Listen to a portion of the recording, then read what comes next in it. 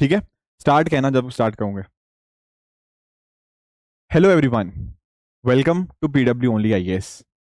दोस्तों, स्वागत है आप सभी का आज के सेशन के अंदर। एंड आज हम जो टॉपिक डिस्कस करेंगे that is with regards to order and ranking. Right दोस्तों, हमारा जो आज का डिस्कशन है ना, बहुत ही छोटा सा ही रहेगा। एक्चुअली में पता क्या है, ये एक स्पेसिफिक टाइप के क्वेश्चन है जो मैं आपको करवाना चाहता हूँ। अगर आप नोटिस करोगे ना, तो ये एक ऐसा क्वेश्चन है जो यूपीएससी ने बहुत बार पूछा हुआ है। आप नोटिस करोगे लगभग 10 सवाल यूपीएससी ने ऑलरेडी इस टाइप के ऊपर पूछे हुए हैं। तो मैंने सोचा कि क्यों ना एक ऐसा वीडियो बनाऊं जहां पर आपको समझा दूं कि ये क्वेश्चन करते कैसे हैं। क्योंकि लोगों के दिमाग में क्वेश्चन आता तो रहता है बार बार सामने, न्यूज़पेपर नहीं, मतलब इन जनरल कभी कभी आप लोग प्रैक्टिस करते होगे तो ऐसे क्वेश्चन दिमाग में आते रहते हैं या सामने आते रहते हैं, पर पता नहीं होता कैसे सॉल्व करना है। जिस वजह से हम शायद ऐसे क्वेश्चन को सॉल्व करने में 3-4 मिनट लगा देते हैं। अब मैं आपको आज के सेशन में उसका एक तरीका बता दूंगा। आगे जब भी ऐसा कोई क्वेश्चन आएगा, आप उसको 3-4 मिनट की जगह शायद 1 मिनट में सॉल्व कर पाओगे। ठीक है, तो बहुत सारे क्वेश्चन प्रैक्टिस करेंगे, पहले उस कॉन्सेप्ट को समझेंगे। राइट स्टार्ट करते हैं सेशन को। छोटा सा ही सेशन है, डोंट वरी। और आप लोगों को मेरे साथ कनेक्ट करना हो तो आप मेरे साथ Telegram channel Rishabh Sharma sir PW पे कनेक्ट कर सकते हो। इसकी पीडीएफ और बाकी जो कुछ प्रैक्टिस क्वेश्चंस होंगे मैं इसी पर्टिकुलर चैनल पे ही शेयर करता हूँ। देखो, सेशन स्टार्ट करेंगे, बट मुझे आप लोगों के साथ एक छोटी सी इन्फॉर्मेशन भी शेयर करनी है। एक्चुअल में अगर हम बात करें ना दोस्तों, जब मैं बात करता हूँ सी सेट की, राइट, तो हमारी टीम की तरफ से जो सी सेट का बैच है वो 21 नवंबर से स्टार्ट होने जा रहा है।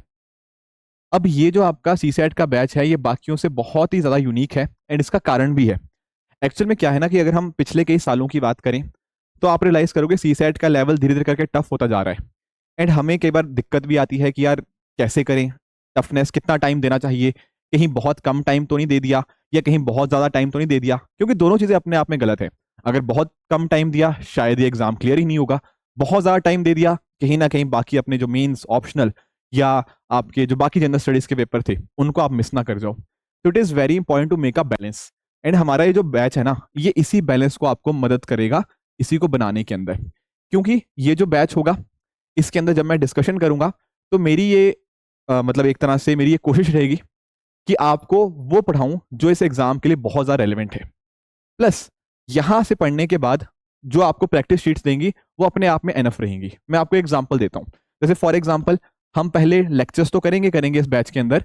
उस लेक्चर्स के बाद मैं आपको कुछ क्वेश्चंस प्रैक्टिस दूंगा, ये मेरी तरफ से होंगे। फिर हमारी जो टीम है वो डेफिनेटली आप लोगों के साथ जो डीपीपीज होते हैं ना, डेली प्रैक्टिस शीट्स, वो शेयर करेगी ताकि आपकी प्रैक्टिस अच्छे से होती रहे। इसके साथ ही साथ वीकली बेसिस के ऊपर आपको जो टेस्ट भी होंगे, एंड लास्ट में आपके सेक्शनल और आपके फुल लेंथ मॉक टेस्ट भी होंगे। Plus at the same time अगर आपको लगता है कि नहीं सर थोड़ी और प्रैक्टिस भी चाहिए, तो हमारी टीम की तरफ से आपको बुक्स भी डेफिनेटली शेयर होंगी। ये अगर आपको लगता है कि ये सब करने के बाद भी आपकी प्रैक्टिस पूरी नहीं है, अभी और प्रैक्टिस करनी है, ये तब करोगे। बट अदरवाइज इतना सारा कुछ करेंगे और लेक्चर्स में ही इतने सारे प्रैक्टिस क्वेश्चन मैं करवा दूंगा कि आपकी तैयारी इस एग्जाम की बहुत अच्छे से हो जाएगी। राइट, तो ये मुझे आप लोगों के साथ थोड़ा सा आप लोगों के साथ शेयर करना था। तो कोशिश मेरी यही रहेगी कि यहाँ पर जो भी बच्चे हमारे साथ जुड़ते हैं इस बैच के अंदर, लगभग सभी बच्चे, मेरी कोशिश रहेगी कि सर मेरे वैसे टू बी वेरी ऑनेस्ट, मैं तो चाहता हूँ 100% बच्चे सिलेक्ट हों सी सेट के अंदर, सी सेट किसी का भी मिस ना हो। राइट, तो पूरी हमारी कोशिश रहेगी। जो मैं बात कर रहा था ना कि कोई भी मार्केट में ऐसी बुक नहीं देखने को मिलती जो इस यूपीएससी सी सेट की करंट डिमांड्स को कैटर करती है। तो इस कोर्स का और ये प्रैक्टिस क्वेश्चन लाने का पर्पस यही था कि आप सी सेट के अंदर ना रुकें, सी सेट बहुत अच्छे से आप क्लियर करें, यही मेरी कोशिश है। राइट, एंड आपको इस पर्टिकुलर बैच का जो लिंक होगा वो आपको नीचे डिस्क्रिप्शन में मिल जाएगा, वहां पर जाके आप इस कोर्स के अंदर एनरोल कर सकते हैं। राइट, तो ये हो गया, थोड़ा सा मुझे बता दिया मैंने आपको बैच के बारे में। काफी बच्चे पूछते रहते हैं तो आई थॉट कि 2-3 मिनट लेके आपको एक्सप्लेन कर दूं। ठीक है, अब आ जाओ अपने आज के कॉन्सेप्ट के ऊपर। क्या था मुद्दा? ऑर्डर एंड रैंकिंग का। थोड़ा अंडरस्टैंड करते हैं कि आखिर ये ऑर्डर एंड रैंकिंग का मतलब क्या है। मैं आपको एक सिंपल सा एग्जांपल देता हूं। जैसे मान लेते हैं कोई पर्सन है आदित्य। ठीक है, अब आदित्य ने मुझे एक चीज बोली कि सर मैं ना जब अपने आप को काउंट करता हूं, मतलब अगर ना स्टार्टिंग से काउंट करूं, मान लो एक क्लास में कुछ बच्चे थे, एक क्लास में कुछ बच्चे हैं, इनका एग्जाम हुआ, मान लो मैथ्स का एग्जाम हुआ, तो इसने नोटिस किया आदित्य ने कि सर मैं ना थर्ड आया इस एग्जाम में। हमें बच्चे नहीं पता कितने हैं, पर उसको इतना पता है कि इन बच्चों में वो थर्ड आया आदित्य। ठीक है। और एट द सेम टाइम अगर हम पीछे से नोटिस करेंगे, पीछे से मतलब लास्ट वाले से, जो लास्ट वाले से अगर हम काउंट करना शुरू करते हैं, तो आदित्य ने मुझे बोला कि सर पीछे से मेरा रैंक था 36। समझ रहे हो? आगे से अगर फर्स्ट सेकंड थर्ड की बात करें तो वहां से आपका स्टार्टिंग से इसका रैंक आया थर्ड, पीछे से इसका काउंट करना स्टार्ट किया तो पीछे से इसका रैंक आया 36। क्या ये जानकारी अगर हमारे पास है, क्या इस बेसिस के ऊपर हम ये बता सकते हैं कि क्लास में कितने बच्चे हैं? How many students are there in the class? सोच के बताओ, इज इट रियली पॉसिबल कि हम ये चीज बता पाए? Answer is yes. पहले मैं आपको समझाऊंगा कि कैसे निकाल सकते हैं, फिर मैं बाद में इसका आपको एक फॉर्मूला भी दूंगा। बहुत बच्चे फॉर्मूला रट लेते हैं, प्रॉपर ढंग से पता नहीं होता, उस चक्कर में कई बार एग्जाम में गलती कराते हैं। पहले मैं आपको समझा देता हूं कि कैसे निकालेंगे, फिर आपको फॉर्मूला भी समझा दूंगा इस चीज का। देखो, एक चीज अंडरस्टैंड करो, भाई बंदा तो सेम ही है ना, बंदा तो यही है आदित्य, है कि नहीं? बंदा तो सेम है, चाहे आगे से देखो पीछे से देखो, है तो यही पर्सन। अब अगर मुझे ये बताओ, ये खुद ये कह रहा है कि भाई मैं आगे से तीसरे नंबर पे हूं, क्या मैं ये कह सकता हूं कि इसके आगे दो लोग और होंगे? ये बंदा फर्स्ट होगा, कोई भी होगा एक्स वाई जी, मुझे नहीं पता कौन है, पर ये बंदा फर्स्ट होगा, ये बंदा सेकंड होगा, तभी तो आदित्य थर्ड हुआ। अग्री करते हो? तो यानी कि ना, दो लोग ऐसे हैं जो आदित्य के आगे हैं, तीसरा ये खुद है। ठीक है। And at the same time मैंने क्या बोला, जब हमने इसको पीछे से कैलकुलेट करना स्टार्ट किया, लास्ट वाले से जब काउंट करना इसने स्टार्ट किया ना, तो पीछे से इसका रैंक आया 36। अगर इसका रैंक पीछे से 36 आ रहा है, तो क्या मैं ये कह सकता हूं कि भाई इसके पीछे 35 लोग होंगे? सोच के बताओ, पीछे से 36, अगर मान लो ये बंदा फर्स्ट था, ये सेकंड, ये थर्ड, ऐसे करते करते आदित्य 36 है, तो यानी कि यहाँ पे 35 लोग और होंगे। बिल्कुल।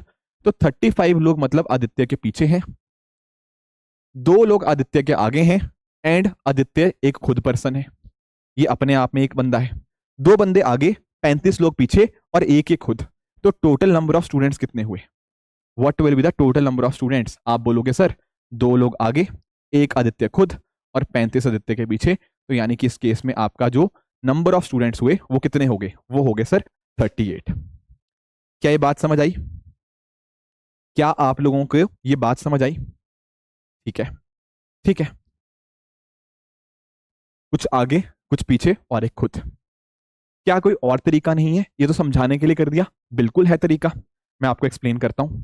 एक्चुअल में ना इसका एक सिंपल सा फॉर्मूला है, ध्यान रखना है इस फॉर्मूले को। फॉर्मूला क्या है? टोटल नंबर ऑफ स्टूडेंट्स, या जो भी टोटल नंबर ऑफ वॉट, मतलब टोटल नंबर ऑफ पर्संस कह लो। ठीक है। जब भी ऐसा कोई क्वेश्चन आए कि हमें स्टार्टिंग से पता है, एंडिंग से पता है, तो आपको क्या पता, क्या लिखना है इसका formula? Rank from start plus rank from bottom -1। ये फॉर्मूला आप ध्यान में रखेंगे। क्या है फॉर्मूला? आगे से कितना रैंक है, जब पीछे से काउंट किया तब कितना रैंक है, उन दोनों को ऐड कर दिया, उसमें से एक माइनस कर दिया। अगर आप इसी को अप्लाई करना चाहते हैं ये वाले केस के ऊपर, तो यहां पर नोटिस करो, आदित्य का स्टार्टिंग से रैंक कितना था? आप बोलोगे सर स्टार्टिंग से रैंक था तीसरा। यहां रैंक की बात हो रही है, मैंने ये नहीं कहा आदित्य से आगे कितने लोग हैं, आदित्य के आगे तो दो लोग थे, पर रैंक कितना हुआ? रैंक तो उसका तीसरा हुआ। आगे से तीसरा रैंक, पीछे से कितना रैंक है? पीछे से 36वां रैंक है, -1। ये फॉर्मूला पुट कर दिया, 3 + 36 - 1 कितना आ गया? ये आ गया 38। तो यानी कि क्लास में कितने बच्चे हैं? 38। यहां पर भी हमने सेम ही वैल्यू निकाली थी 38, बस करने का तरीका ये था। यहां पर हम कर रहे थे कितने आगे हैं उसके, वो देख लिया, कितने पीछे हैं वो देख लिया, और खुद ऐड कर दिया। दूसरा तरीका क्या है? ये direct formula, rank from starting plus rank from bottom -1। कोई दिक्कत? कोई दिक्कत? ठीक है। अगर आप एक और एग्जाम्पल देखना चाहते हैं सेम चीज के ऊपर, तो मैं आपको एक और एग्जाम्पल दे देता हूं। लेट्स से मैं बात कर रहा हूं गीत की। ठीक है। अब मैंने आपको क्या बोला कि गीत ने ना एक बात नोटिस करी, गीत एक रो में खड़ी हुई थी। ठीक है। गीत एक रो में खड़ी हुई थी, उसने नोटिस किया कि उसका रैंक, रैंक फ्रॉम राइट, या पोजीशन फ्रॉम राइट कह लो, अगर रैंक नहीं लेना, position from right, his position is her position is, sorry, 17th from right. ऐसे स्टेटमेंट आएगी, Geet's position is 17th from right side, right, while her position is 12th from left side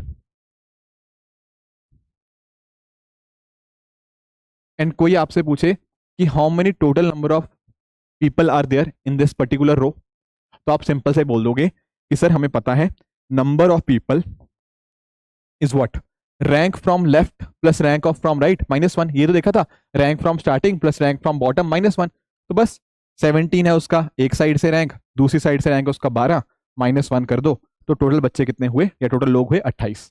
ये एक तरीका हो गया डायरेक्टली फॉर्मूला से। अगर ऐसे नहीं समझ आया कोई दिक्कत नहीं, जैसे ये गीत थी उसने क्या बोला, राइट साइड से 17 है, राइट साइड से 17 है मतलब यहां पर टोटल 16 लोग रहे होंगे, राइट से 16 होंगे तभी तो ये 70वें नंबर पे हुई, और लेफ्ट से अगर हम बात करें तो वो 12th है, 12th इधर है मतलब 11 लोग इधर रहे होंगे, और ये खुद 12वें नंबर पे है। इसको देख लो, 16 + 11 27 प्लस एक खुद 28, आंसर 28 ही आएगा, आंसर 28 ही आएगा। कोई दिक्कत किसी को? ठीक है ठीक है, अभी कॉन्सेप्ट समझ रहे हैं, कुछ क्वेश्चन इनके ऊपर बिल्ड करेंगे अब। कई बार ना बच्चे गड़बड़ कर जाते हैं, पता होता है कितने आसान क्वेश्चन है इस पर्टिकुलर टॉपिक से, पर जल्दबाजी में कई बार गड़बड़ी हो जाती है। मैं आपको एक्सप्लेन करता हूँ कैसे। एक बार ना मैंने एक स्टूडेंट को एक क्वेश्चन दिया था, मतलब एक स्टूडेंट को क्या क्लास को एक क्वेश्चन दिया था, उसमें ना थोड़ा सा मैंने ट्विस्ट कर दिया और बच्चे गड़बड़ कर गए, समझना। होता पता क्या है, जैसे फॉर एग्जाम्पल लेट से मैं लिख लेता हूँ कि बनी की बात कर लेते हैं कि Bunny ranks 17th from left and has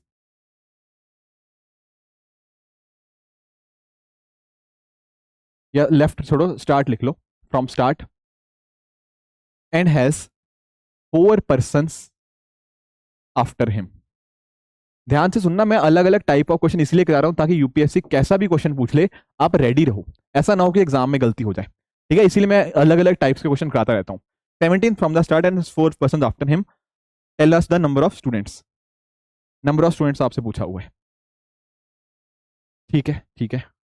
अब पता क्या होता है, बच्चे पता क्या करते हैं, उनको फटाफट दिखता है सर ने तो फॉर्मूला लिखवा रखा है, number of student equal to rank from start plus rank from bottom -1, पर फर्क समझो भाई, फर्क समझो यहाँ पे, ये 17 तो उसका रैंक है स्टार्टिंग से, बिल्कुल मैं अग्री कर रहा हूं, पर क्या ये जो बात लिखा है 4 persons आफ्टर हिम, डज दस मीन कि उसका रैंक पीछे से 4 है? तो उसके बताओ, मैंने क्या बोला, मैंने कहा भाई ये रहा बनी, बनी के आगे कुछ लोग थे और बनी का रैंक आया 17th, ठीक है, यही लिखा हुआ है, स्टार्टिंग से उसका रैंक है 17th, और फिर उसने क्या बोला है 4 लोग उसके पीछे हैं, उसके पीछे कितने लोग हैं, 1 2 3 4, तो एक्चुअल में क्या बनी का रैंक पीछे से चौथा है? अरे नहीं भाई, बनी का रैंक होगा पीछे से 1 2 3 4 and 5th from the right, या 5th from the back side, या 5th फ्रॉम द बॉटम। तो या तो ऐसे कर लो, तो तब आपका क्या आएगा 17, मतलब rank from the starting plus rank from bottom is 5 -1, तो उस केस में आपका आंसर आ जाएगा 21, या तो ऐसे निकाल लो, अदरवाइज आप ऐसे सोच लो कि सर 17वां इसका रैंक था, ठीक है, मतलब 16 लोग इसके आगे आए होंगे, यहाँ पे साफ साफ लिखा हुआ है 4 लोग उसके पीछे हैं, तो ये रहे 4 लोग उसके पीछे एंड एक बनी खुद, 16 + 1 17, 17 + 4 21, 21। अंडरस्टूड? ध्यान से स्टेटमेंट को पढ़ना है, गड़बड़ी नहीं करनी कि 17 + 4 -1 कर दिया, नहीं, ये रैंक नहीं है, 4 persons आफ्टर हिम मतलब उसका रैंक पीछे वाली साइड से 5वां आपको देखने को मिलेगा। ये फर्क आपको करना आना चाहिए, क्योंकि जो फंसोगे ना ऐसे क्वेश्चन में, यहीं पर फंसोगे, जब फंसोगे ना इन क्वेश्चंस के अंदर आप यहीं पर ही फंसोगे, और कोई चांस नहीं है, ठीक है। ये थोड़े कंसेप्चुअल चीजें थी, अब हम अब आ जाते हैं अपने क्वेश्चंस की तरफ, एक एक करके आप लोग ट्राई करते रहो, ठीक है, 10-12 क्वेश्चन होंगे, 7-8 मैं करा दूंगा, 2-3 आप घर के लिए कर लेना, है ना, बट गड़बड़ नहीं होनी चाहिए, ध्यान से करना, आसान क्वेश्चन है, और अगर आप इनमें गड़बड़ करोगे फिर दिक्कत वाली बात है। मैं आपको ना एक चीज सिखाता हूँ, मैं क्लासेस में भी अपने जो पेड बैचेस होते हैं उनमें भी यही चीज बच्चों को बताता रहता हूँ कि सी सेट से ना अगर कोई बच्चा फेल हो रहा है, वो इसलिए फेल नहीं हो रहा कि उसने कोई मुश्किल क्वेश्चन मिस कर दिया, नहीं, सी सेट में अगर कोई बच्चा फेल हो रहा है वो इसलिए हो रहा है क्योंकि या तो उसने क्या किया, किसी इजी क्वेश्चन को छोड़ दिया, या इजी क्वेश्चन ने गलत कर दिया उसने। समझ पा रहे हो मेरी बात? अगर आप इजी क्वेश्चन को गलत कर रहे हो, इजी क्वेश्चन को छोड़ रहे हो, तब आप कहीं ना कहीं गड़बड़ कर रहे हो। मुश्किल प्रश्न है, किसी से नहीं होगा, कोई दिक्कत वाली बात नहीं है, इतना तो कट ऑफ इसकी 33% ही जाती है, बट अगर आप फुल टॉस वाले क्वेश्चंस में गड़बड़ करके आ रहे हो, कैलकुलेशन मिस्टेक करके आ रहे हो, ये नहीं पढ़ रहे पूछा क्या गया है, तब भैया फिर ठीक है, फिर मुश्किल हो जाता है सी सेट क्लियर करना। और मेरी कोशिश यही रहेगी कि आप ये गलतियां ना करो। ठीक है, जितनी गलतियां करनी है यहाँ कोर्स में कर लो, यहाँ पे प्रैक्टिस में कर लो, पर एग्जाम में नहीं करनी गलतियां, ध्यान रखना। मैं भी अपनी प्रैक्टिस के टाइम बहुत गलतियां करता था, बट एग्जाम में नहीं करता था। तो आपको भी यही चीज सीखनी है। ठीक है। यहाँ पे देख लो क्या पूछा हुआ है। 15 students failed in a class of 52 after removing the names of failed students a merit order list has been prepared in which position of Ramesh is 22nd from the top. What is his position from the bottom? क्या हम इसको कर सकते हैं? सोच के बताओ, क्या हम इसको कर सकते हैं? अब ध्यान से सुनो, उसने एक बात लिखी कि टोटल बच्चे क्लास में कितने हैं 52, पर 52 में से 15 तो सर फेल हो गए, फिर 15 फेल हो गए। और उसने बोला जब हमने नाम हटा दिए, किन के हटा दिए, जो फेल हो चुके हैं, तब एक मेरिट लिस्ट प्रिपेयर करी। तो भाई ये 15 हटा दो, अगर 52 में से 15 हटा दोगे तो बचे कितने 37, यानी कि ना 52 माइनस 15 इज 37। अब जो मेरिट प्रिपेयर हुई है 37 में हुई है, यानी कि मेरिट लिस्ट में कितने बच्चे हैं, टोटल है 37। ठीक है, तो 37 is the total number of students, मतलब टोटल नहीं, total number of past students जिनकी मेरिट लिस्ट बनी है। ठीक है, अब इन 37 लोगों में से रामेश का रैंक कितना है, रामेश का रैंक है 22वां टॉप से। तो उसने पूछा बॉटम से क्या होगा, क्या ये निकाल नहीं पाएंगे? अरे बहुत ही आसान है, मैंने आपको बताया था टोटल नंबर क्या होता है आपका, टॉप प्लस जो भी आप लिखना चाहो, फ्रंट प्लस बैक लिख लो, ठीक है कोई दिक्कत नहीं, -1। ये तो बताया total number of students equal to rank from front plus rank from bottom -1। Total students कितने हैं, टोटल मेरिटोरियस स्टूडेंट की बात करेंगे, क्योंकि जो ऑर्डरिंग हुई है वो उन्हीं के अंदर हुई है। कितने थे, वो थे 37। फिर रामेश का रैंक फ्रंट से कितना है सर 22वां, बैक का हमें निकालना है, तो बस निकल नहीं जाएगा, निकाल लो कितना आया 21, 21 माइनस 17 37 16। तो आपका बैक से रैंक आ गया 16th, तो 16th will be his rank. Option number C will be the correct answer. ठीक है, ध्यान से ये पढ़ना है, पूछा क्या गया है यहां पर, रैंक ही पूछा गया था कि कौन सा रैंक है, और रैंक ही तो निकालते हैं, rank from top plus rank from bottom -1। अगर सुनो मेरी बात, अगर उसने क्वेश्चन में ये पूछ लिया होता how many person are after Ramesh, अगर क्वेश्चन वो होता how many person are after Ramesh, उस केस में आंसर क्या होता, सोच के बताओ। अगर रमेश का रैंक 16वां है पीछे से, तो दैट मीन्स रमेश के पीछे कितने लोग होंगे 15 ना, तो उस केस में आंसर 15 हो जाता, अगर पूछा होता how many person are after Ramesh. तो ये भी ध्यान में रखना है पूछा क्या गया है, क्योंकि यहां पर वो आपके साथ गड़बड़ धोखा करने की कोशिश कर सकता है। ठीक है ठीक है, एक क्वेश्चन और ट्राई करते हैं। एक क्वेश्चन हम लोग और ट्राई करते हैं। ठीक है, क्या लिखा है यहाँ पे, यहाँ कह रहा है Aman is 5 ranks ahead of Isha in a class of 30 students. If Isha's rank is 14th from the last, what is the rank Aman rank from the starting position. अब देखो यार, यहाँ पे दो लोगों की बात हो गई है, अमन की और ईशा की, राइट। अब यहाँ पे ना जब भी हम अपना फॉर्मूला इस्तेमाल करेंगे, total is equal to front plus bottom -1, rank from bottom front plus rank from bottom -1, वहां पर सेम पर्सन की बात होनी चाहिए। ऐसा मत करना कि एक जगह पे ईशा का रैंक ले लिया टॉप से और अमन का ले लिया बॉटम से, नहीं, सेम पर्सन की बात होनी चाहिए। ठीक है, तो अगर मान लो ये मुझे बता रहा है कि टोटल बच्चे 30 हैं, और मेरे पास एक ही फॉर्मूला है, total is equal to front plus bottom -1। ठीक है, टोटल बच्चे अगर मान लो 30 है, और ये भाई साहब हमें बता रहे हैं कि ईशा का रैंक क्या है 14th फ्रॉम द लास्ट, मतलब इसकी वैल्यू दे रखी है 14th। क्या मुझे यहां से फ्रंट की वैल्यू नहीं पता लग जाएगी कि ईशा का फ्रंट से रैंक कितना है? बड़े आराम से सॉल्व कर लो, क्या आ जाएगा 30 माइनस 13, ये आएगा 17। ये क्या है, फ्रंट से रैंक है, किसका सर ईशा का। ईशा का फ्रंट से रैंक में पता लग गया 17th नंबर पे खड़ी है ईशा फ्रंट से। पर क्या उसने ईशा का पूछा है? नहीं, उसने पूछा है अमन का रैंक क्या है स्टार्टिंग पॉइंट से। अब हमें क्या करना होगा, हमें अमन और ईशा के बीच में रिलेशनशिप दिया हुआ है। क्या रिलेशनशिप दिया हुआ है? Aman is 5 ranks ahead of Isha. सुनना मेरी बात, मैं कह रहा हूं यहां पर ईशा खड़ी है कौन से नंबर पे, 70वें नंबर पे। अमन क्या है, इससे 5 रैंक आगे है। 5 रैंक आगे होने का मतलब, जैसे 1 रैंक आगे कौन हुआ, 16वें नंबर वाला। 2 रैंक आगे कौन हुआ, 15वें वाला। 3 रैंक आगे कौन हुआ, 14वें वाला। फिर 4 रैंक आगे 13th रैंक वाला, एंड 5 रैंक आगे 12th वाला। तो यही तो बोला था, अमन 5 रैंक आगे है, 1 रैंक, 2 रैंक, 3 रैंक, 4 रैंक, 5वां रैंक। तो अमन का रैंक क्या है? अमन का रैंक है 12th। Option number B will be right answer. बहुत ही ध्यान ध्यान से धीरे धीरे करवा रहा हूं ताकि आप ना समझ पाओ कि गलतियां होने के चांस यहां पर बहुत ज्यादा होते हैं। समझ गए? ठीक है, ठीक है, आई होप किसी को कोई दिक्कत नहीं होगी यहां पर इस क्वेश्चन में भी। राइट, आ जाओ एक क्वेश्चन और ट्राई करते हैं। बहुत सारे क्वेश्चन पूछे हैं सेम कॉन्सेप्ट के ऊपर, सेम कॉन्सेप्ट के ऊपर बार बार क्वेश्चन आता है। इसको ट्राई करते हैं। In a class of 45 students a boy is ranked 20th। ठीक है, when 2 boys joined his rank dropped by 1, what is his new rank from the and.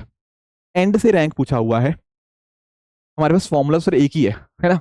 Total is equal to front plus bottom minus 1। ये तो formula है। हाँ, तो इसी को apply करेंगे, कोई दिक्कत वाली बात ही नहीं है, कोई दिक्कत वाली बात ही नहीं है सर। तो करते हैं अप्लाई, कोई दिक्कत नहीं। चलो मुझे बताओ, उसने बोला टोटल 45 बच्चे हैं। ठीक है, पर ये पहले थे 45, बाद में 2 बच्चे और भी तो ज्वाइन कर गए। पहले अगर 45 थे तो 2 लोग और ज्वाइन करने के बाद कितने हो गए? 47। 45 थे, 2 ऐड हो गया, तो सर टोटल तो 47 है, इसमें कोई डाउट की बात नहीं। पहले इस बच्चे का रैंक कितना था? 20th पहले। पर उसने बोला जब 2 बच्चे ज्वाइन कर गए ना, उसका रैंक गिर गया, 1 से गिर गया। 1 से गिर गया मतलब पहले उसका रैंक अगर 20th था तो 1 पायदान नीचे गिरना, दैट मीन्स अब उसका रैंक हो गया होगा 21st। अगर आप फर्स्ट पे थे तो सेकंड पे आगे होंगे। ये तो ड्रॉप का मतलब यही होता है ना, नीचे गिरना। तो अगर कोई बच्चा पहले 20वें नंबर पे था और उसने कहा उसका रैंक 1 से ड्रॉप कर गया, दैट मीन्स उसका रैंक क्या हो गया होगा? अब उसका फ्रंट से रैंक हो गया 21। तो क्या मैं बॉटम से, क्या एंड से मैं उसका रैंक नहीं निकाल पाऊंगा? निकाल लिया भाई, बस ये फॉर्मूला ही तो लगाना है। बताओ क्या आया? 47 माइनस 20, 47 माइनस 20 ये होता है आपका 27। तो आंसर क्या बनेगा? आंसर बनेगा option number C, 27 is the right answer. उसका 27th रैंक होगा पीछे से। कोई कंफ्यूजन यहां पे किसी को? कोई कंफ्यूजन यहां पे किसी को? ठीक है, आगे आ जाओ अगले क्वेश्चन पे। अगला क्वेश्चन के लिए ना मैं चाहता हूं आप लोग एक बार वीडियो पॉज करो एंड कोशिश करो इसका आंसर बताने की। थोड़ा सा मुश्किल क्वेश्चन है, पर ध्यान से करोगे तो हो जाएगा फटाफट। राइट,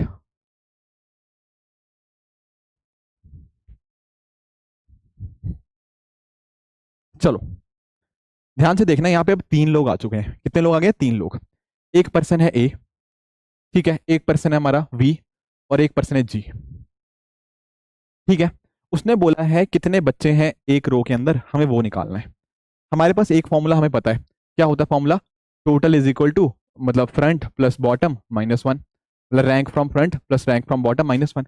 ये फॉर्मूला हमें आता है। तो यानी कि ना किसी भी एक बच्चे का अगर हमें फ्रंट से और बैक से रैंक मिल गया तो हम टोटल बच्चे बता देंगे। ठीक है, ट्राई करते हैं। अब जैसे उसने मुझे बता रखा है, ए के बारे में बता रखा है, उसने कहा भाई ए का जो रैंक है ना वो लेफ्ट एंड से, लेफ्ट मतलब इधर से, ए का रैंक है 16th, मतलब फ्रंट से उसका रैंक है 16th। ठीक है, और वी का रैंक है पीछे से 18 है। वी का रैंक ना मतलब ए अगर स्टार्टिंग से ऐसे 16वें नंबर पे है, वी का पीछे से देखोगे तो 18th रैंक है। ठीक है, और उसने हमें जी के बारे में कुछ इंफॉर्मेशन दे रखी है। वो कह रहे हैं G is 11th from A towards the right. सोचना, सुनना इस बात को। मान लो मैं बोलता हूं ए यहां पर है ना, तो ए का राइट क्या हुआ? ए का राइट इधर को हुआ, ऐसे ऐसे ऐसे, ए का राइट इधर को हुआ।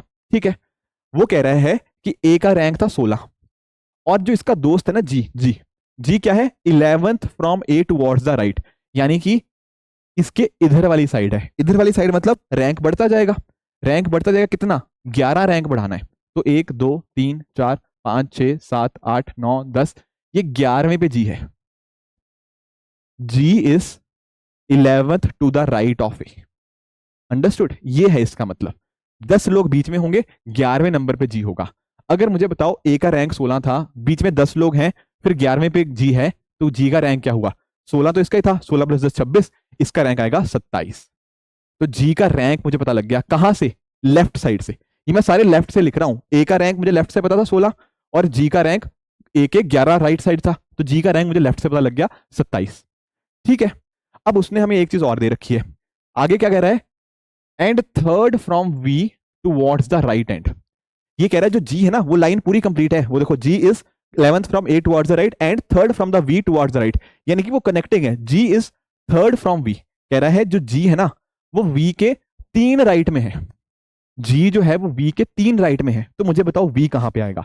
द आंसर इज वी आएगा यहां पर। क्यों? ये देखो उसने क्या कहा, जी वी के 3 राइट में है, ये एक राइट, ये दूसरा राइट, ये तीसरा राइट। समझ पाए हो? वी के 3 राइट में होना मतलब वी के 2 प्लेसेस के बाद तीसरे नंबर पे जी है। तो क्या मुझे आप लोग बताओ, अगर जी का रैंक मुझे 27 पता है, क्या यहां से मुझे वी का रैंक नहीं पता लग जाएगा? आप बोलोगे सर ये 27 था, ये 26, ये 25, तो वी का रैंक 24। कहां से 24? अरे भाई लेफ्ट साइड से है वी का रैंक। ये सारे रैंक जो लिखे हैं मैंने लेफ्ट साइड से लिखे हैं, आपने नोटिस किया होगा। अब एक चीज नोटिस करो, वी का मुझे फ्रंट से रैंक मिल चुका है, बिल्कुल मिल चुका है, और वी का बॉटम से या राइट से रैंक मुझे दे रखा है। तो क्या ये फॉर्मूला नहीं लग जाएगा? आप बोलोगे बिल्कुल लग जाएगा सर, कोई डाउट ही नहीं। टोटल क्या होगा? टोटल होगा लेफ्ट से रैंक। लेफ्ट से रैंक कितना है वी का? वी का लेफ्ट से रैंक है 24। वी का राइट से रैंक कितना है? वो है 18th।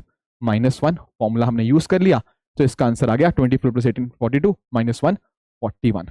नंबर ऑफ बच्चे कितने हैं क्लास में या रो में? It is option number B 41। Clear है ये बात? हाँ जी, क्लियर है ये बात? ठीक है ठीक है ठीक है, और आ जाओ और आ जाओ। ऐसे क्वेश्चंस ना यूपीएससी ने डेटा सफिशिएंसी में भी पूछे हुए हैं। ऐसे क्वेश्चन यूपीएससी ने डेटा सफिशिएंसी में भी पूछे हुए हैं। फॉर एग्जांपल ये यूपीएससी ने 2021 में क्वेश्चन पूछा था। डेटा सफिशिएंसी मैंने पहले भी डिस्कस किया हुआ है बच्चों के साथ, राइट? एंड उसमें आप लोगों ने किया भी होगा, बट फिर भी लेट्स डिस्कस दिस वन। यहाँ पर क्या कह रहा है? यहाँ पर कह रहा है कि ये बताओ कि कौन सी स्टेटमेंट सफिशिएंट है या कौन सी स्टेटमेंट सफिशिएंट नहीं है। और पूछा क्या गया है, यहाँ पे नोटिस करो क्वेश्चन क्या है, what is Seema's rank from the top in the class of 40 students. Notice करो क्वेश्चन के अंदर ना उसने हमें टोटल नंबर ऑफ स्टूडेंट्स बता रखे हैं। फॉर्मूला ध्यान में रखना, फॉर्मूला क्या था? Total is equal to front plus bottom -1। यही था हमारा, यही फॉर्मूला है। अब जब उसने मुझे क्वेश्चन में ही ये दे दिया ना कि 40 बच्चे हैं, तो भाई एक वेरिएबल मेरे पास मिल चुका है। टोटल वेरिएबल कितने थे? 1 2 3। अब एक वेरिएबल तो उसने सवाल में ही मुझे बता दिया। अब मुझे इन दोनों में से एक वेरिएबल अगर मिल गया ना, तो अकॉर्डिंगली मैं सीमा का रैंक बता दूंगा, मुझे कोई दिक्कत वाली बात ही नहीं है। समझ पा रहे हो? टोटल तो उसने मुझे बता दिया 40 बच्चे हैं, तो बाकी मुझे एक रैंक मिल गया, मैं मेरा आंसर मिल जाएगा। अब जैसे अगर मैं बात करूं स्टेटमेंट 1 की, स्टेटमेंट 1 क्या कह रही है? Priya is 4 ranks below Seema and 31st from bottom. अब नोटिस करना, प्रिया का क्या दे रखा है उसने? प्रिया का रैंक दे रखा है। प्रिया का रैंक कितना दे रखा है? 31st from the bottom. तो क्या अगर ये बच्चे तो 40 ही रहेंगे बच्चे टोटल, अगर प्रिया का मैं यहाँ पे 31st रैंक पुट कर दूं बॉटम से, तो क्या प्रिया का फ्रंट रैंक नहीं मुझे मिल जाएगा? Answer is yes. और प्रिया का मुझे फ्रंट रैंक मिल गया, और उसने लिखा है प्रिया से 4 रैंक नीचे सीमा है, तो क्या सीमा का रैंक नहीं मिल जाएगा? बिल्कुल मिल जाएगा। अगर करना है तो मैं कर देता हूं, डोंट वरी। यहाँ पे आप नोटिस करो ये बना 30, और फ्रंट से आपका प्रिया का रैंक बना 10, और प्रिया क्या है? प्रिया 10 रैंक नीचे है सीमा के, तो यानी कि सीमा का रैंक क्या आया होगा? सॉरी, प्रिया आपका 4 रैंक नीचे है, तो अगर छठे नंबर पे सीमा है तो 7वें पे, 8वें पे, 9वें पे, 10वें पे, तो छठा रैंक हुआ यहाँ पे सीमा का। पर एक्चुअल में आपको ये सब करने की जरूरत ही नहीं है। डेटा सफिशिएंसी वाले क्वेश्चंस में आने आपको बताया हुआ है, हमें बस ये बताना होता है क्या आंसर निकल सकता है या नहीं निकल सकता, बात खत्म। हमें आंसर निकालने की जरूरत नहीं होती यहाँ पे। और मैंने जब आपको बता ही दिया कि भाई T is equal to F plus B है, टी का हमें पता है 40 है पक्का पक्का, और जब इसने हमें एक चीज बता दी प्रिया के बारे में, प्रिया का बॉटम रैंक मुझे मिल गया, तो फ्रंट रैंक तो ऑटोमेटिकली आ जाएगा फॉर्मूला से, और प्रिया का फ्रंट रैंक आ गया, सीमा उसके 4 जो भी है जो प्रिया है उससे 4 रैंक नीचे है, तो सीमा का भी रैंक निकल जाएगा, कोई दिक्कत वाली बात ही नहीं। तो यानी कि स्टेटमेंट 1 तो अपने आप में सफिशिएंट है। अब स्टेटमेंट 1 आपने कर लिया ना, अब स्टेटमेंट 2 आपको 5 सेकंड के अंदर आंसर करनी चाहिए। यहां पे नोटिस करो स्टेटमेंट 2 भी तो सेम ही बात बोल रही है। ये बोल रहा है कि जो एना है वो सीमा के 2 रैंक ऊपर है, और एना का 37th रैंक है बॉटम से। अगर एना के लिए मेरे पास ये वैल्यू गिवन है बॉटम की जो दे रखे 37th, क्या एना के लिए मैं फ्रंट नहीं निकाल लूंगा? बिल्कुल। और एना का फ्रंट आ गया, फिर उसने बोला है कि एना सीमा के 2 रैंक ऊपर है, तो एना आ चुका है, तो सीमा बड़े आराम से मैं निकाल लूंगा, कोई दिक्कत की बात ही नहीं है। यानी कि ना एक्चुअल में क्वेश्चन ये 15-20 सेकंड का था, टू बी वेरी ऑनेस्ट। अगर आपको ये चीज पता होती, अगर ये आपको चीज पता होती, और वो कैसे पता होगी? जब आप मेरे लेक्चर अटेंड करोगे, और क्या जब आप मेरे लेक्चर अटेंड करोगे और खुद प्रैक्टिस करोगे तभी तो पता होगी। तो यानी कि कहने का मतलब पता क्या है, स्टेटमेंट 1 अकेली मुझे पता होती तब भी मैं निकाल लेता सीमा का rank from the top, statement 2 मुझे अकेली पता होती भाई मैं तब भी निकाल लेता। तो ऐसे केस में आंसर क्या बनता है? ऐसे केस में आंसर बनता है option number C, either statement 1 alone और statement 2 alone is sufficient to answer this particular question. Option number C इस केस में हमारा आंसर बन जाएगा। किसी को कोई दिक्कत? हाँ जी, किसी को कोई दिक्कत नहीं? चलो बहुत बढ़िया बहुत बढ़िया। ठीक है। कुछ क्वेश्चंस और ट्राई करते हैं। जैसे यहाँ पे देखो, यहाँ कह रहा है कि एक क्लास में 60 बच्चे हैं, ठीक है, जहां पे number of girls is twice that of boys, and फिर आगे हमें कुछ कुछ बातें दे रखी हैं। चलो जो दे रखा है कोशिश करते हैं। मुझे एक चीज बताओ, इसने बोला है टोटल 60 बच्चे हैं, ठीक है, और 60 में क्या है, गर्ल्स जो है ना वो डबल है बॉयज का। या तो इसके लिए आप इक्वेशन बना लो, मैंने आपको इक्वेशन बनाना सिखाया हुआ है, जैसे आप इसको ऐसे लिख सकते हो, boys plus girls is equal to 60, और मैंने आपको क्या बता दिया, number of girls, girls equal to twice of boys. इसको सॉल्व कर लेना। या अदरवाइज आपको साफ ही दिख रहा होगा कि जब गर्ल्स डबल है ना बॉयज की, तो गर्ल्स इसमें से 40 हो जाएंगी, बॉयज इसमें से 20 हो जाएंगे, है ना। चाहे आप उसको इक्वेशन को सॉल्व कर लो या अदरवाइज आप निकाल लो, कोई दिक्कत है ही नहीं। अब उसने एक बात बोली है, यहां तक तो हमें पता लग गया 40 लड़कियां हैं 20 लड़के हैं। क्या बोला है, कमल जो कि एक लड़का है वो 17th फ्रॉम द टॉप है। कमल का ना रैंक दे रखा है टॉप से 17, ठीक है, टॉप से 17th रैंक है। अब उसने एक चीज बोली, क्या बोला उसने, उसने बोला if there are 9 girls ahead of Kamal then number of boys in rank after him, कितने लड़के उसके बाद हैं। अब देखो नोटिस करो यहाँ पे कमल का रैंक कितना है, 17, यानी कि मैं क्या ऐसे कह सकता हूं कि ये रहा कमल 17वें नंबर के ऊपर, इसके आगे टोटल 16 लोग होंगे, इसके आगे टोटल 16 लोग होंगे, तभी तो इसका रैंक 17th आएगा। बिल्कुल सही बात है। अब उसने हमें क्या बोला, उसने बोला भाई ये जो लोग हैं ना 16 लोग, इनमें से 9 लड़कियां हैं, इनमें से 9 लड़कियां हैं। अगर 16 लोगों में से 9 लड़कियां हैं तो दैट मीन्स 7 बॉयज होंगे यहाँ पे, दैट मीन्स 7 बॉयज होंगे यहाँ पे, तभी तो 16 लोग उसके आगे होंगे। बिल्कुल ठीक बात है। अब पूछा क्या है, उसने पूछा number of boys in rank after him, after him की बात हुई है। क्या निकाल पाएंगे हम लोग, सोच के बताओ, क्या हम लोग निकाल पाएंगे? 7 बॉयज उसके आगे हैं, तो कितने बॉयज उसके पीछे होंगे? अब मुझे पता है कुछ बच्चों ने यहाँ पे गड़बड़ कर दी होगी, उनको लगा होगा सर 7 बॉयज आगे हैं और टोटल 20 बॉयज हैं तो 13 पीछे हैं, और उन्होंने शायद ऑप्शन ए को टिक कर दिया होगा, और ऑप्शन ए बहुत ही प्रॉमिसिंग लग रहा है, सबसे आगे वही लिखा हुआ है। पर एक चीज मिस कर गए आप लोग, अरे भाई कमल कौन है? सर कमल भी तो एक लड़का है, कमल इज ऑल्सो बॉय। 7 लड़के उसके आगे हैं, 8वां ये खुद हुआ, 8वां लड़का ये खुद हुआ। अगर टोटल 20 लड़के थे, 7 ऑलरेडी यहां पे, 8वां ये खुद है, तो that means what, that means 12 लड़के ही तो उसके पीछे होंगे, 13 नहीं होंगे। आप कमल को काउंट ही नहीं कर रहे कुछ बच्चे, मुझे पता है। कमल भी तो लड़का है भाई, 7 आगे हैं, 8वां खुद है, 12 पीछे हो जाएंगे। तो यानी कि आंसर क्या बनेगा, आंसर बनेगा ऑप्शन नंबर बी 12। ये गलतियों को नोट करते रहो अगर आप गलतियां कर रहे हो ऐसी, समझ गए? ऐसी गलतियां करनी नहीं है, इनसे सीखना है, ठीक है? ठीक है ठीक है, ओके ओके, आगे आ जाओ। यस, इसको एक बार ट्राई कर लेते हैं, इसको एक बार ट्राई करो। इसमें भी मैंने थोड़ा सा, मतलब ये मेरा नहीं है, ये तो यूपीएससी क्वेश्चन है, बट पीछे जो कुछ क्वेश्चन थे मैंने ट्रिक डालने की थोड़ी बहुत कोशिश करी है।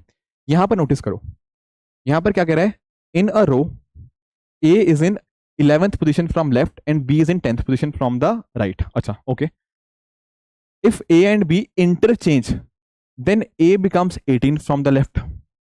ठीक है ठीक है ठीक है। How many person are there in the row other than A and B? ध्यान से सुनना इस बात को, क्या बात कह रहा है कि पहली बात देखो यहाँ पे क्या कह रहा है, ये रहा ए, ए क्या है आपका 11th है, लेफ्ट से, लेफ्ट की बात कर रहा हूं, ठीक है। और बी का मुझे पता नहीं, मान लो ऐसे पीछे वाली साइड है, ये पीछे की तरफ से बात कर रहा हूँ, पीछे की तरफ से उसका रैंक आ रहा है 10th, 10th from the right, 10 are लिख दिया मैंने, चलो इसको। अब आगे क्या उसने बोला, आगे बोला उसने कि इन दोनों ने ना अपनी पोजीशन बदल ली। जब पोजीशन बदल ली मतलब ए यहां पे चला गया, बी यहां पे चला गया, यही बात हुई। इंटरचेंज करने के बाद जो ए की पोजीशन बनी ना, ए की पोजीशन बन गई 18th फ्रॉम द लेफ्ट। जब ए यहां पर आ गया तो इसकी पोजीशन क्या हुई, 18th लेफ्ट। मुझे एक चीज बताओ, अब ये वाली जो पोजीशन है, ये वाली, एक बार हम कह रहे थे कि इसका रैंक है पीछे से 10th, यही तो कह रहे थे 10th फ्रॉम द राइट, ये वाली जो पोजीशन है। और जब हमने इंटरचेंज करने के बाद देखा तो हमने इसका नाम दे दिया 18th लेफ्ट। भाई मुझे एक चीज बताओ, आप किसी घर में रहते हो, आप उसको लेफ्ट से बोलो राइट से बोलो, बात तो एक ही है ना, घर तो आपका यही रहा। तो अगर इंटरचेंज करने के बाद ए यहां पे पहुंच गया जहां पे बी था, वो प्लेस की वैल्यू तो उतनी है ना, प्लेस की वैल्यू 10th थी राइट से और लेफ्ट से थी 18। जब मुझे एक प्लेस का लेफ्ट से भी राइट से भी मुझे रैंक पता है, तो क्या टोटल नंबर नहीं आ जाएगा? टोटल का तो फॉर्मूला सेम ही है, फ्रंट प्लस बॉटम -1। तो क्या टोटल नहीं निकाल पाऊंगा? देखो स्टार्टिंग से इसका रैंक कितना है 18, पीछे से रैंक कितना है 10 -1, क्या बना इसका टोटल? इसका टोटल बना 27। समझ गए क्या लॉजिक था कि जो बंदा इंटरचेंज करके यहां पे पहुंचा, भाई प्लेस तो वही रही ना, वो प्लेस 18th होगी लेफ्ट से और 10th होगी राइट से। अब क्वेश्चन खत्म नहीं हुआ, क्वेश्चन अभी भी खत्म नहीं हुआ। आप पूछोगे ऐसा क्यों? मुझे पता है यहां पर भी कुछ बच्चों ने ऑप्शन ए इसका आंसर मार्क कर दिया होगा कि भाई देखो 27 निकल आया है ना, किया ना, ये नहीं किया बताओ? कुछ बच्चों ने पक्का किया है। उन्होंने पता क्या किया, उन्होंने क्वेश्चन पूरा पढ़ा ही नहीं। ध्यान से पढ़ो क्या पूछ रहा है, हाउ मेनी, सुनो, how many person are there in the row other than A and B. Other than A and B मतलब ए एंड बी को काउंट नहीं करना? हाँ जी नहीं करना। अगर 27 लोग टोटल है, ये लिखा ना 27 लोग टोटल है, और वो कह रहा है ए और बी को अलावा बताओ, तो ए और बी को माइनस कर दो, मतलब दो लोगों को माइनस कर दो। 27 में से दो लोग माइनस करोगे तो कितना आंसर आएगा? आंसर आएगा option number C 25। Do you understand? Do you understand कि यूपीएससी कैसी कैसी गलतियां कराता है? कोर्स के अंदर ना मैं ऐसे ऐसे प्रैक्टिस क्वेश्चंस आपको दूंगा, जो गलतियां करनी है आपको यही करनी है कोर्स के अंदर। एग्जाम में गलती नहीं चाहिए मुझे आप लोगों से, ठीक है? याद रखना, जो बंदा, मैं हमेशा बात ये क्लास के स्टार्टिंग में भी कही, फिर से बोल रहा हूँ, सी सेट में फेल वही होता है जो आसान क्वेश्चन में गलतियां करके आता है या आसान क्वेश्चन छोड़ के आता है। ये चीज हमें बिल्कुल नहीं करनी, अच्छे से तैयारी करनी है, अच्छे से गलतियां करनी है। हाँ थोड़ा गलत बोल रहा हूं बट ठीक है, गलतियां करो पर गलतियों से सीखो, और सीखना कहाँ है? यही सीखना है। जितनी जल्दी गलतियां कर लोगे उतना बढ़िया है, उतनी जल्दी उनसे सीख पाओगे, फिर एग्जाम में गलती नहीं होगी। ठीक है, तो इसका आंसर आएगा ऑप्शन नंबर सी 25।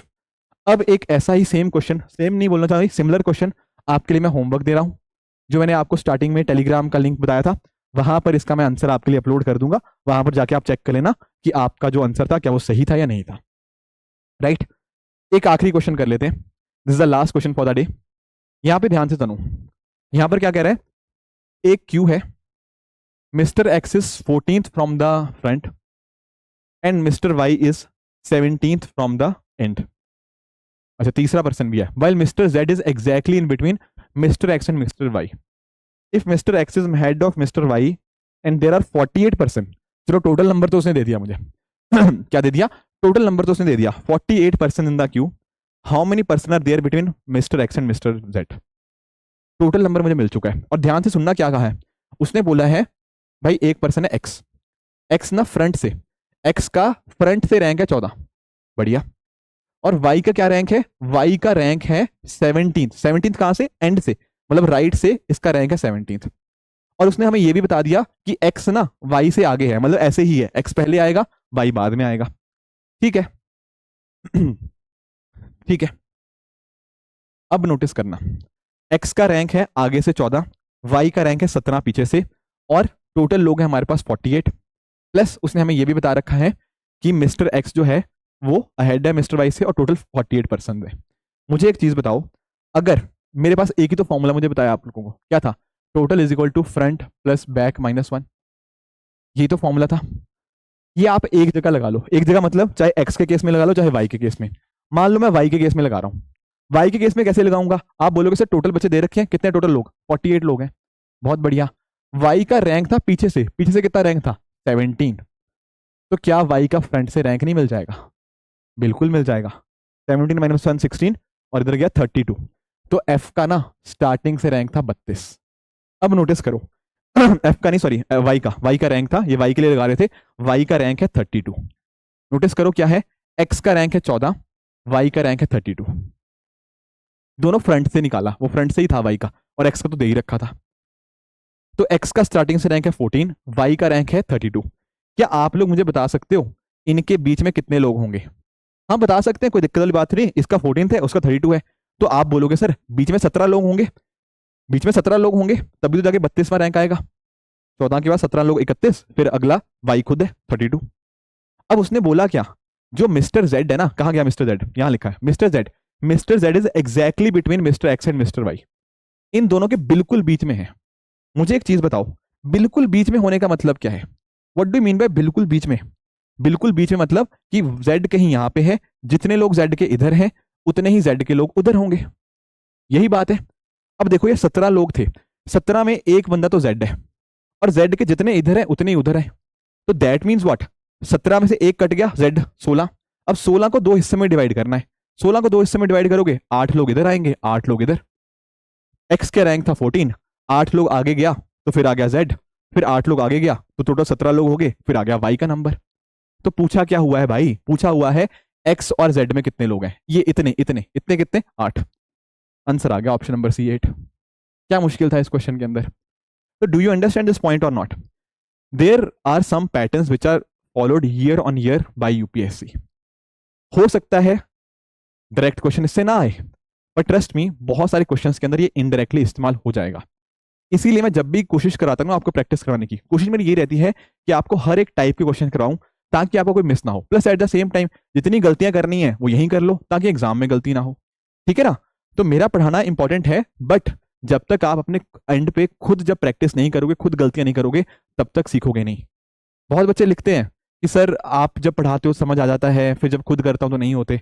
भाई या तो आपको कॉन्सेप्ट समझ नहीं आए, या तो कॉन्सेप्ट समझ नहीं आए, या लेटे लेटे वीडियो देख रहे हो, या फिर आप बस ऐसा सोच रहे हो कि हाँ यार सर करवा रहे हैं, बढ़िया लग रहा है, मस्त है, T=F+B-1 तो लगाना है, लगा देंगे।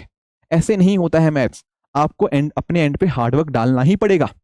That is utmost important. एक फैकल्टी का, एक टीचर का या एक मेंटर का भी एक सर्टेन लेवल तक ही रोल रहता है, उसके बियॉन्ड रोल एक स्टूडेंट का ही होता है, वेरी ऑनेस्टली। ठीक है, बहुत ही मिनिमम रोल कह सकते हैं, एक डायरेक्शन दिखाया जा सकता है, बट इन दी एंड चलना तो आपको ही है, मेहनत तो आपको ही करनी है, हार्डवर्क तो आपको ही पुट करना है।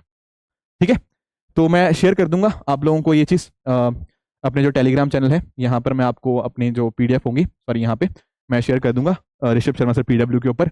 बाकी जो लोग कोर्स को ज्वाइन करना चाहते हैं डेफिनेटली 21 नवंबर से है, पूरा कॉम्प्रिहेंसिव रहेगा, अच्छे से डिस्कशन करेंगे और एक बैलेंस बना के यहाँ पे चलेंगे ताकि आपका एग्जाम अच्छे से क्लियर हो। और सिर्फ CSET ही नहीं, मैं चाहता हूँ कि आप एक्चुअल में इस एग्जाम को क्लियर करो ताकि आप IAS IPS या जो भी आपकी ड्रीम सर्विस है आप वहां तक पहुंच पाओ। ठीक है दोस्तों, तो इसी तरह से आप भी अपने एंड पे हार्डवर्क करते रहिए। Thank you so much for joining, all the very best, thank you so much.